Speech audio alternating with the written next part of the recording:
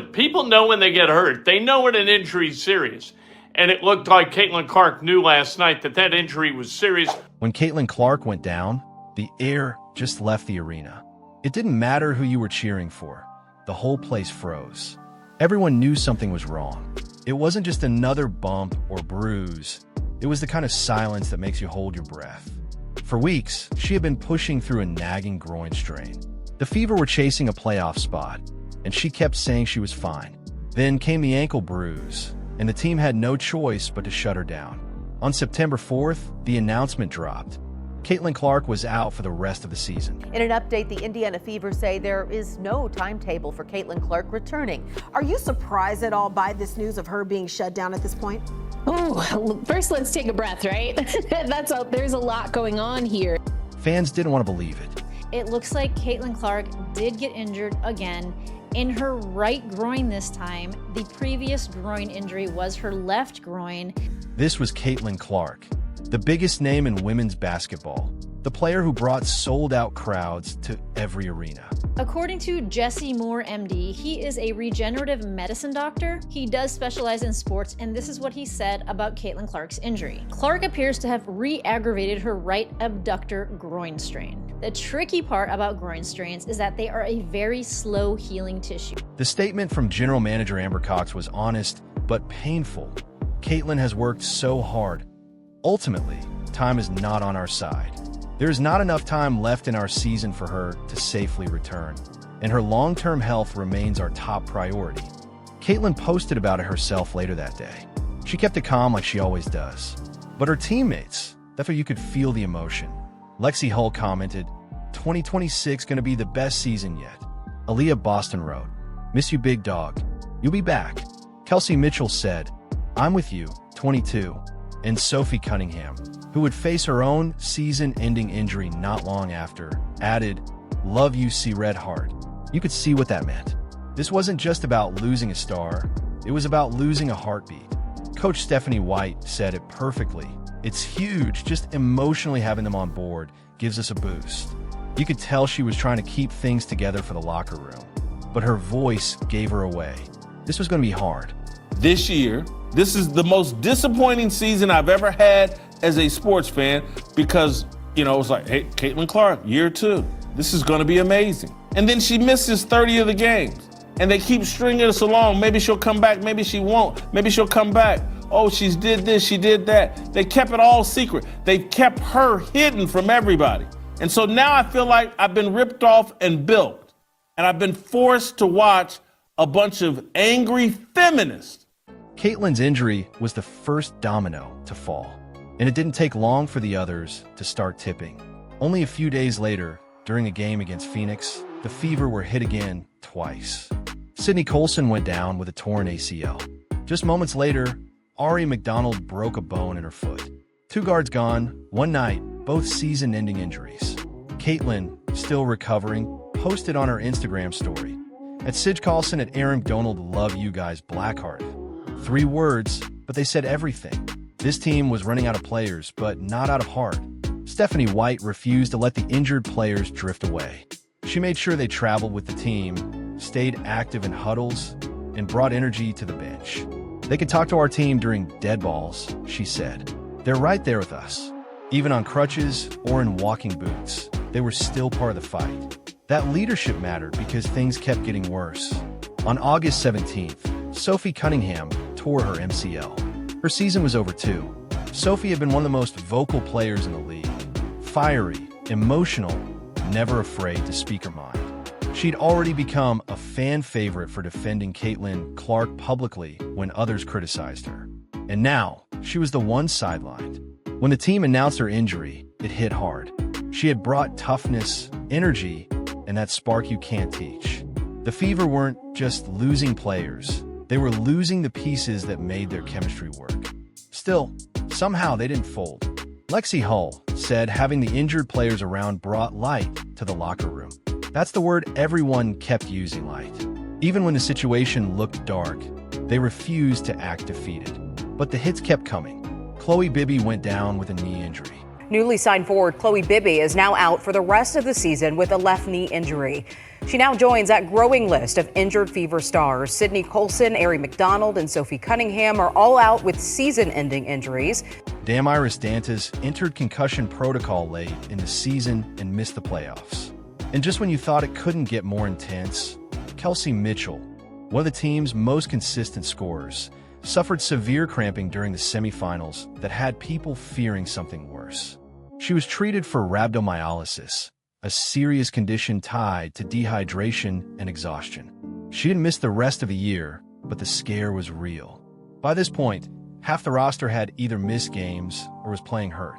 And that's when Stephanie White reached her breaking point.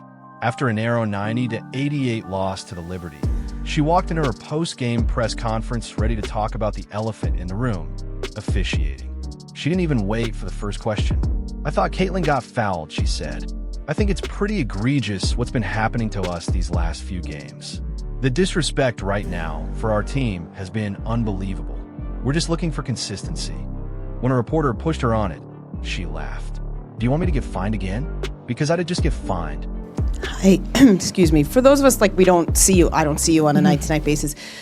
What is your description of kind of the physical battle that Caitlin particularly faces, maybe within tonight's game or just in general as you've gotten used to coaching, or just what you see she's enduring physically? Are you trying to get me fined again? I am not. Yeah, I mean, there's a level of physicality that they're able to play with against her. I knew it as an opponent, and I see it as her coach. I'm not exactly sure why, but it just is what it is. And we've got to help her learn to adjust and use it against them in certain ways. We've got to find some ways to make it a little bit easier for her. But the level of physicality overall in our league has been at a different level than it's been for a long time. She wasn't joking.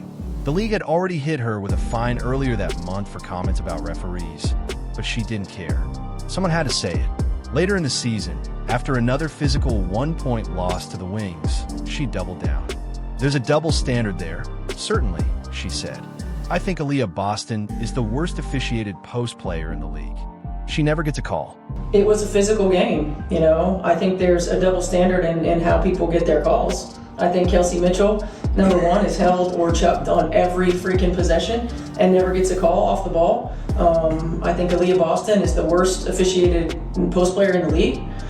She never gets a call. There's a double standard there, certainly. But again, if it's going to be physical and you're gonna allow us to be physical, then allow both teams to be physical. If you're going to call the holds and you're going to call the chucks, and you're going to then call it both ways. So I think that we've been pretty consistent in what we're asking for, and I didn't feel like it was consistent, especially for those two. I think you could call a foul every time down the floor for those two. She pointed out 2 plays, one where Sophie Cunningham's defender was called for a flagrant foul, and another where Kelsey Mitchell got hit in almost the same way and nothing was called. "If you're going to allow us to be physical," she said, "allow both teams to be physical. Call it both ways." She was saying what fans have been screaming from their couches all year. The Fever were young, talented, and marketable, but they weren't getting the same respect as veteran teams. The frustration wasn't just about fairness. It was about safety. White connected those officiating issues to something bigger, player health. She started talking about the league's schedule, saying the timing between games has gotten shorter and shorter. NBA teams can play significantly more games in the same time zone. W teams are moving from coast to coast. She called the 44-game, 17-week grind a recipe for injuries and said, "We got to expand the footprint, put more cadence between games with health and wellness at the forefront." Amber Cox echoed that. She said, "I think it's just bad luck down the line. We've hit our quota for several years." So, I think it is just bad luck down the line, and we look forward to, hopefully that's our, we've hit our quota for several years. That's my hope in the grand scheme of this. You could hear the exhaustion in her voice. This wasn't just a team that needed rest. It was a league that needed to rethink how it treats its players. Despite everything, the Fever kept going. Caitlin showed up at games in street clothes, cheering from the bench. Sophie, even on crutches, posted constantly, hyping up her teammates and joking with fans. Sydney Colson called herself the team's emotional support comedian, keeping spirits up when a locker room felt heavy. That chemistry, that connection, was what kept them alive. And it didn't go unnoticed. Big names across the sports world reached out. LeBron James posted support for Caitlin's recovery. Sabrina Ionescu called it tough luck for someone changing the game.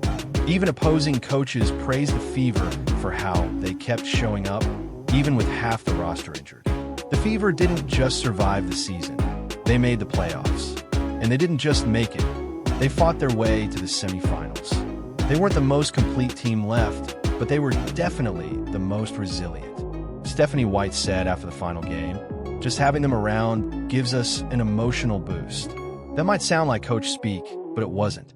When you've been through as much as this group had, just seeing your teammates on the bench can make the difference between quitting and fighting.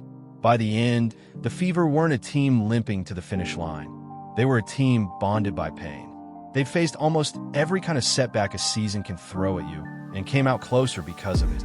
Amber Cox summed it up best. No one worked harder than Caitlin. I think we're going to see another level, which is unbelievable to even think about.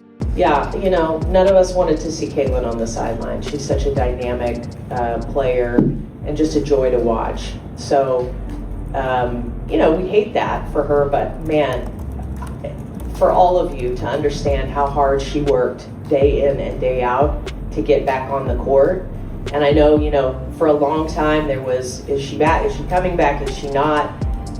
That was an open question because she was really trying. She was really trying. And we got to that last West Coast road trip and there just was not enough time for her to get back on the court. But nobody worked harder than Caitlin. Nobody wanted to be back out on the court more than Caitlin. And I think just the vantage point from sitting on the sideline next to Steph, learning, I'm so looking forward to what next year is going to look like for her because I think we're going to see just another level, which is unbelievable to even think about. So really, really proud of her.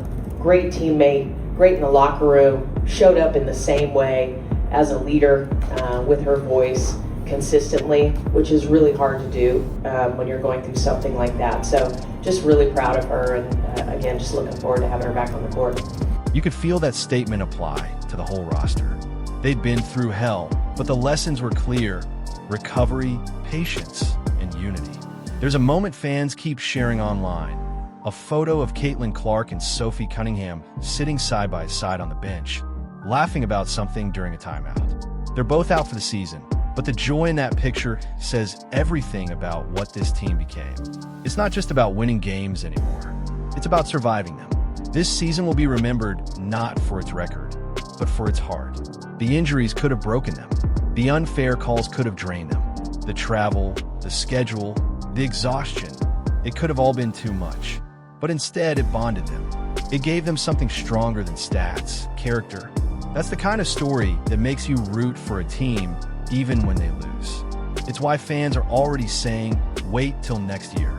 Because everyone knows a healthy Indiana Fever team is dangerous. And now they have something every great team needs: grit. So when the Fever return next season, stronger and finally healthy, remember what they went through to get there. Every injury, every fine, every sleepless night added up to a team that refused to quit. If you enjoyed this story, hit that like button, hype it up in the comments, and don't forget to subscribe. We've got more real stories coming, the kind that remind you why we watch sports in the first place. Thanks for being here, and here's to the Fever's comeback season.